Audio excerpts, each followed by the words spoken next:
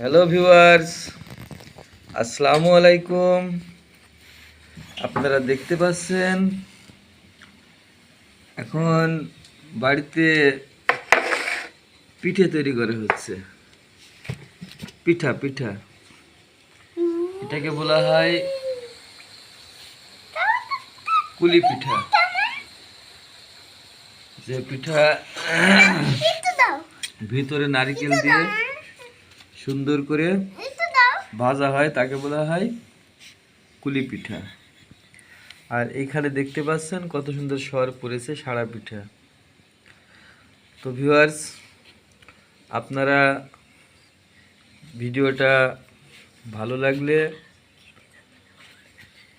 Share করবেন, comment করবেন, আর আমার ভিডিও যারা শেয়ার করবেন তাদের আমার বাড়িতে এই পিঠে খাওয়ার দাওয়াত রইল। চলে আসবেন, কালকে চলে আসবেন। এই দেখেন খুব সুন্দর, দেখলেই খেতে ইচ্ছে করছে। এগুলোর নাম সারা পিঠা।